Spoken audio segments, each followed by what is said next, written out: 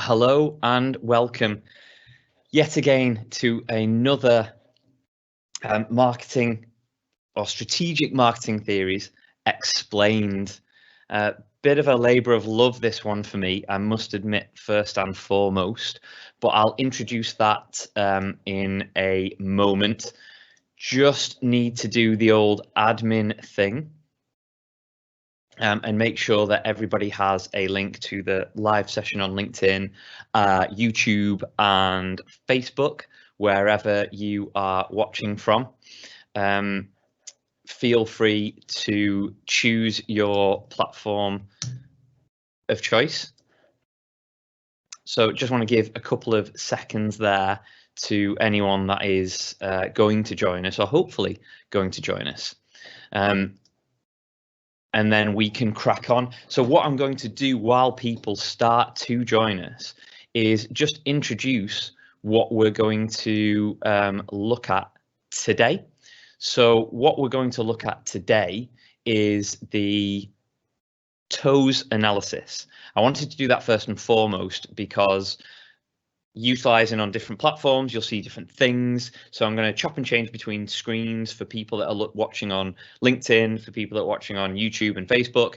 And if you've dived onto Microsoft Teams, you'll just see one screen, which is a lot easier to manage. So let's do this. So intro to the series. This is the third out of 6, so we're halfway there. I'm sure there's a song about that, but let's not go down that route. This is the second series in Theories Explained through Professional Academy. The first one was more tactical. This one we're looking at more strategic elements, and we want to go into detail about the strategic elements of marketing that you need to know to be a good all-round marketer. We'll look at the models and theories that will make you a better marketer, but also how to apply them. So first, a bit of an intro to Professional Academy and myself. Professional Academy are a strategic partner of the CIM and a globally recognised partner for marketing training and qualifications, and also apprenticeships. I'm proud to be associated with them. Little intro to me. As you can see on the screen, my name is Peter Sumpton. I'm the Lego Master of Marketing. I like to turn those marketing bricks and blocks into something fun, understandable, unique, that works for your business. We build something beautiful together. You can break it down, build it up as many times as you want. I've been tutoring for around about 10 years now, the majority, if not all of that time, with Professional Academy. And I'm currently assisting them with the apprenticeship scheme, which is amazing, and the CIM qualifications. So if either of them sound of interest, please, please, please get in touch with either myself or anyone at Professional Academy who will be happy to point you in the right direction. Alongside that, I do a lot of consultancy work, and that is where my Lego Master of Marketing kind of comes into it. I help companies through a brick methodology, help them build their marketing planning, and then also help them implement it. Hugely, hugely important. Talk the talk, you need to walk the walk. So an intro to this series before we get going. What we're doing, it's 6-part, and we're starting straight from analysis and audit, right through to control and measurement and everything in between. It's kind of like a soft stack, if you like, and we'll touch upon various elements. And what this series helps you to do is see what you need to know and understand and how to apply it to become a good all-round marketer. I talk a lot about good all-round marketer and bad all-round marketer, and these theories and methods will fundamentally, undeniably make you a better all-round marketer.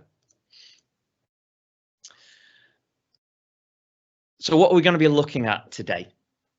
Well, we're going to be looking at the TOWS analysis. What is it and why is it important? And I'm pretty sure quite a lot of you watching will have questions around this. And hopefully you do, because it's fundamentally important. It amazes me how many people, how many marketers don't have this in their arsenal or don't necessarily know and understand it. So any questions or comments, please dive in on LinkedIn, dive in on YouTube, dive in on Facebook or Microsoft Teams. There's a Q&A section on Microsoft Teams. Leave your questions and I will answer them all at the end. Apologies if you're watching on any other platform apart from Teams if I don't get round to those questions. That's simply because of a few technical issues that sometimes the questions don't come through. If I miss any, I will dive back onto those platforms and answer them after this, but I will answer the questions or any comments live at the end. It's great to see some people, even all the way from Sri Lanka. Thank you so much for joining me, Shamara. Welcome. So we are truly global this time, but let's get into the thick of it. Let's start talking about the TOWS analysis and why this is important. So first and foremost, like its predecessor, hopefully you've noticed this, but like its predecessor, the SWOT, it uses elements of the SWOT: strengths, weaknesses, opportunities, and threats. Now, way back when I first saw this and I saw it was TOWS, as many of you might do, or if you're more educated than I am, you wouldn't have, but you might have thought this is just a backwards SWOT. And yes, the lettering is backwards SWOT, but it is far more important than just doing something backwards. And I don't think, like I said at the start, many marketers pay enough lip service to this. We need to shout this from the rooftops because it solves a lot of issues and bridges a lot of gaps, which I'll come on to later on. So let's take it back to the SWOT. And what's the SWOT? Well, the SWOT is utilised in a way to summarise where you are now from your strategic audit. What has your strategic audit found from internal strengths and weaknesses and external opportunities and threats? Well, that's great. And as we'll see in a minute, an example of that might be a weakness could be we have a poor CRM system, for example. Well, that's fantastic, but what do you do with this? Update the CRM system? Yeah, could do, which is fantastic, but that isn't really a strategic direction. That just improves your CRM system, which is brilliant, but how do you utilize this strategically? Well, what TOWS does, it's look at all these individual parts and matches them. That's like, what? How does that happen? Well, what we do, we look at external factors against internal capabilities, or incapabilities, if you like. And doing this, we identify strategic options. Now, that sounds like a bit of a mouthful, so let's take a look at what the heck I am on about. Fantastic. Right. So this is a SWOT and TOWS analysis. And what we'll do later on, we'll just look at the TOWS element, which is the 4 grey boxes. But for now, let's take a look at the SWOT and TOWS analysis. So around the side, you've got strengths, weaknesses, opportunities, and threats, as you might know a standard SWOT and TOWS or standard SWOT. The numbers and letters will become massively important later on. But if you were to fill this in from the SWOT perspective, you'd fill in your strengths, you'd fill in your weaknesses, you'd fill in your opportunities and threats. Each one would have a number and a letter attributed to it. For example, strengths, S1, 2, 3, 4, weaknesses, W, 1, 2, 3, 4. You can see it on the screen. I'm not going to go through them all. Let's leave SWOT there. We'll look at an example in a minute, but let's focus on TOWS and what TOWS does. So as you can see, there's 4 grey empty boxes. So let's fill these in. And this is your TOWS element, remember, these 4 grey boxes. So what do these 4 grey boxes mean? Well, the first one is strengths and opportunities.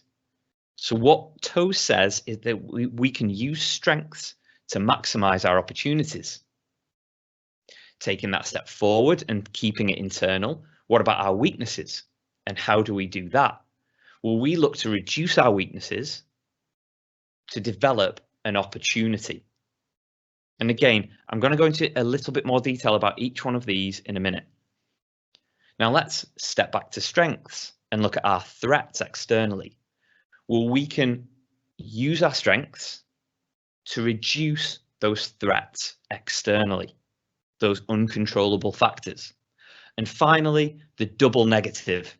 Okay, so we've got a weakness and we've got a threat.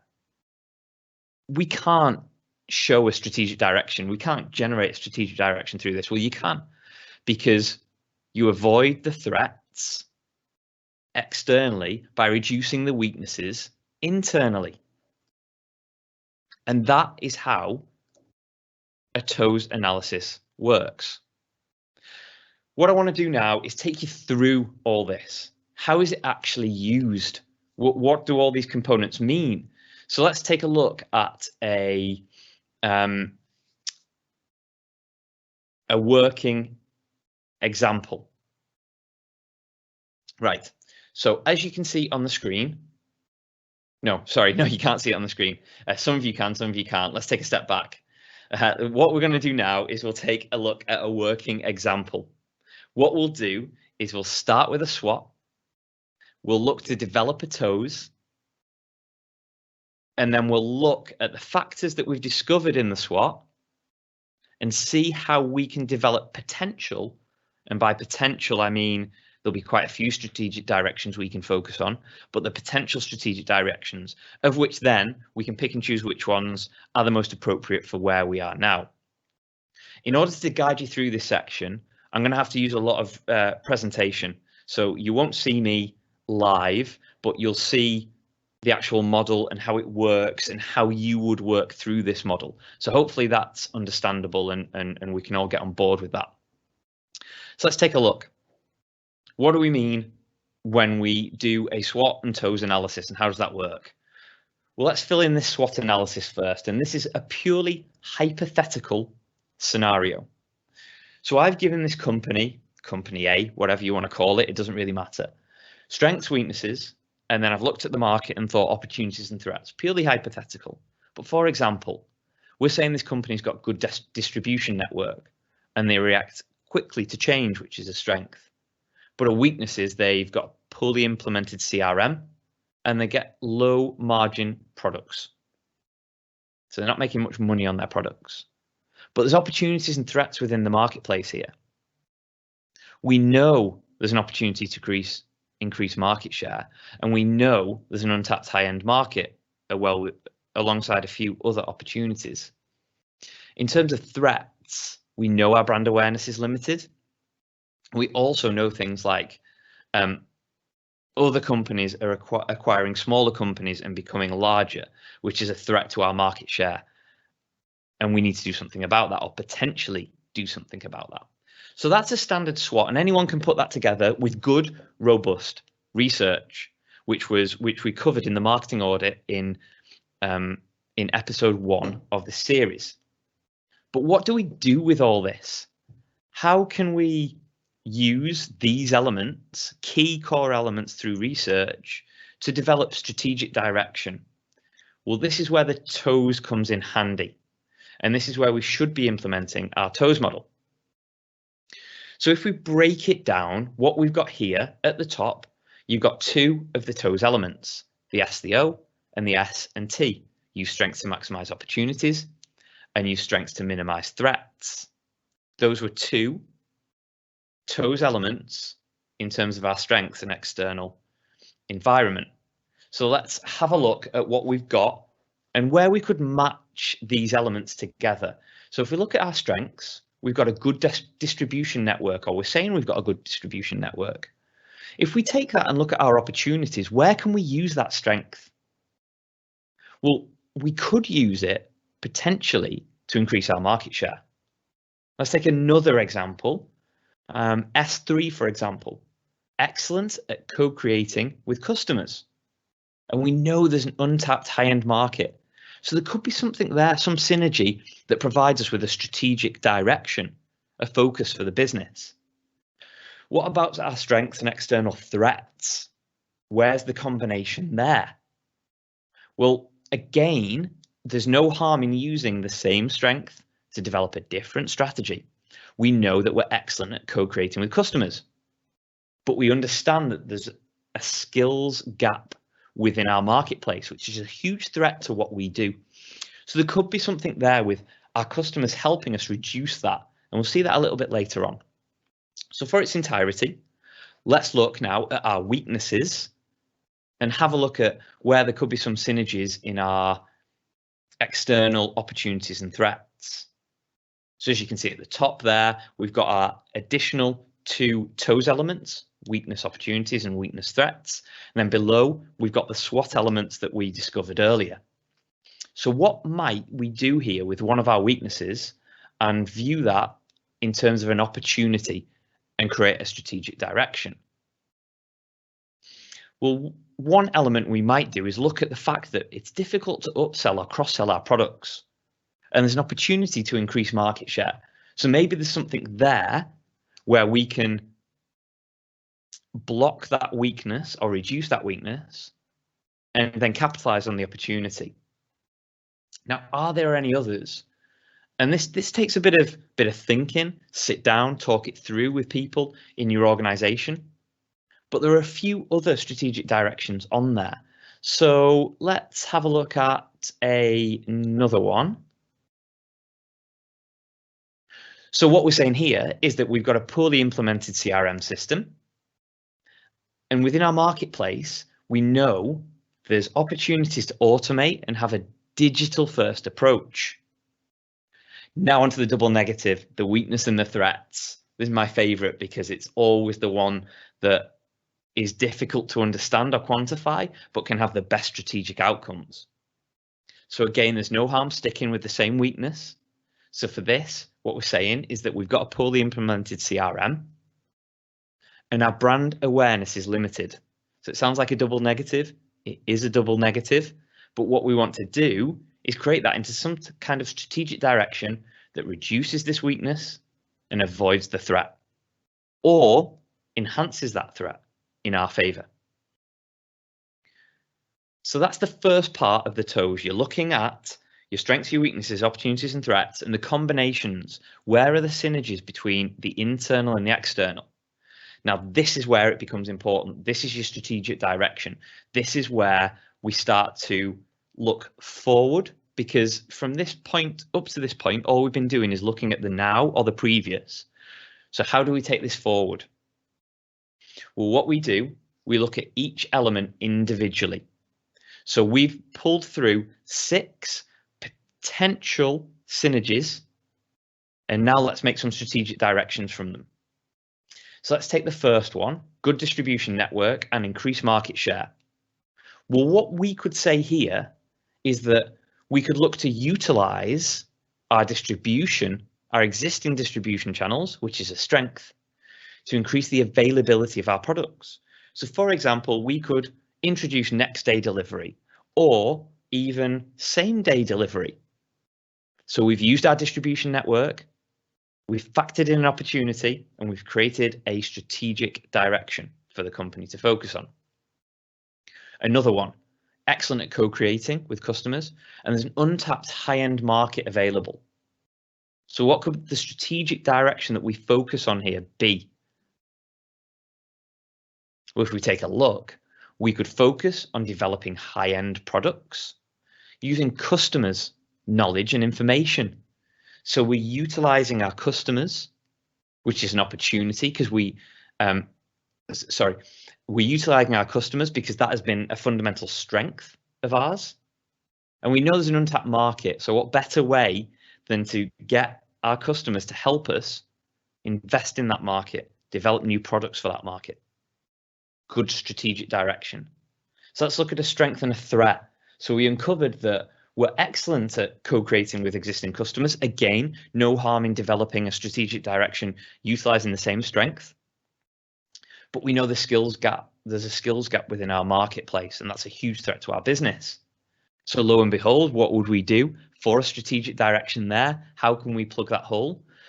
Well, we integrate co-creation deeper into our organization, and that bridges the skills gap for us. So what we've done there, we're speaking to our customers, we're inviting them into our organization, be part of it. We're nothing without you. Give us your knowledge, give us your skills, give us that advocacy. We understand our customers better. They're happier because they're involved in us creating solutions to solve their problems. Okay, so let's move on to weaknesses now, and weaknesses and opportunities. So we understood that there was no upsell or cross-sell potential. We also understand that there's an opportunity to increase our market share. So what could a potential strategic direction be there? Because we've got a weakness here of loads of products, but none of them really combine, or we're not telling anyone. Well, that they could potentially combine. Well, we can focus on compatible products or services that complement our existing range. So what have we done there?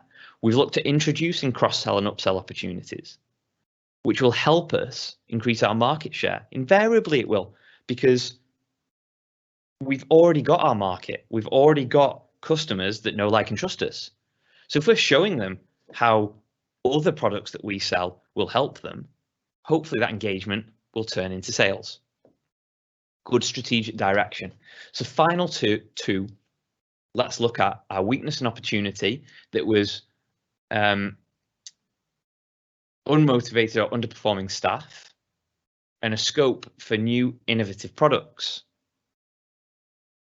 So what could a strategic direction be there? So if we can motivate our staff by improving our internal systems, making it easier for them to do their role, it will improve in performance, it will enhance their abilities, they will be more engaged, and it will create efficiencies and improve our service. And in turn, that will help us innovate going forward with our service. So there we go. We've got a strategic direction that's internal, focusing on the internal to improve the external. And finally, the double negative. Left it to last because it's my favorite, the double negative. So what have we discovered? Well, one of our weaknesses is that we've got a poorly implemented CRM system. And one of the threats is that our brand awareness is limited. So double negative, quite difficult to see a way out of this. But if we improve the data and information that we've got, utilizing our CRM system and focus on reliable data, we should be able to enhance the awareness within our existing marketplace. Utilize that information we've got internally on people that know about us or our potential customers. Don't forget GDPR and all that gubbins.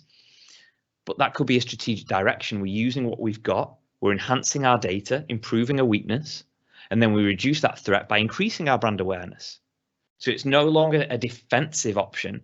We're actually going on the offensive there by using two potential negatives within our current status.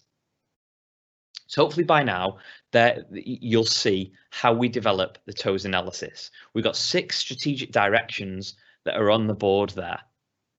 But what does that mean? Do we cover all 6? Probably not. Dependent on the size of your business, dependent on the size of your marketing department and the skill set you have got internally. What you'll do then is you will focus on 1, 2, I would say a maximum of 3 strategic directions. If you do any more than that, then it'll start to become diluted and convoluted. And from a tactical point of view, there'll be far too much going on for you to manage it. But the bigger the organization, the more opportunities you have to develop strategic directions, multiple strategic directions. Okay, so hopefully by now you'll know why this is important. But let's just cover that. Let's finish by covering that and then summarize with what we've just discovered today. So the TOWS analysis bridges the gap between the situation analysis and our research. Basically, it takes the where we are now and helps us look to the future. And how does it help us look to the future? It helps us to develop forward-thinking strategic directions. Where do we want to go? And tactical elements sit underneath that. If we haven't got strategic direction, we shouldn't really be looking at tactical elements. Strategy underpins everything. Why is this so important from that perspective? Why is TOWS so important from that perspective? It's because it should be based on research and sound knowledge. This has multiple benefits, but the main one is that it can be explained to stakeholders, internally and externally, and it can help to gain organizational buy-in from board of directors, from managing directors, from CEOs. It's built on research and knowledge. You can explain it and get that buy-in to move forward. So to just summarize before we take any questions, because that I went into depth there, so hopefully you followed that and it was of some use. What you should be using is this TOWS analysis along with a SWOT. It isn't really valuable until you've done that SWOT piece. But what the TOWS analysis allows you to do from your research or from a basic SWOT is to very quickly create strategic focal points for an organization. So you can do it quite quickly to develop them.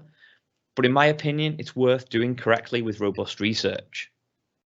You need to do this with detailed research. That's where it all begins. Yes, you can do it quite quickly to get a quick strategy, develop a quick strategy, but the good ones, the ones that last, are always built on strong, in-depth research. Following this step-by-step process creates a link between the present, where you are now, what you've done previously, your strengths, your weaknesses, your opportunities and threats, and your future, the strategic direction, the tactics that will help you build on that strategy, and the implementation of those tactics that will guide you forward and achieve your objectives. And that's why it's so important, probably the #1 model that I would implore all marketers to utilize. So thank you so much for listening to me today. Like I say, bit of a labor of love, that one for me. Hopefully it was engaging as I can possibly make it, because I want you to utilize this. If not, just try to utilize it. Learn it, develop it, and build on it, because it really is where your foundational knowledge should start. It should be the center point of everything. So what are we doing next week then? Let's move on to next week, shall we? Okay, so next week we're looking at segmentation, targeting and positioning, along with a customer persona. So that'll be quite interesting. STP and customer persona. Finally, for me, just to mention that the series can be found on the Professional Academy YouTube channel. So go to that, subscribe, you'll never miss a thing. But it can also be found on the blog post that accompanies this series, where you can sign up for the final 3 episodes, the next one of which is segmentation, targeting and positioning, and the customer persona. So finally, from me and everyone at Professional Academy, happy marketing. And now we've done that, we can focus on any questions that anybody might have in the audience or while we've been chatting that through. So let's take a look to see if there are actually any questions. Hopefully there'll be maybe 1 or 2. Let's take a look. Okay, fantastic. So we've got one, but there's no name here. So one question that has been asked is, how many potential strategies do you usually look for? Is there a set number? Great question.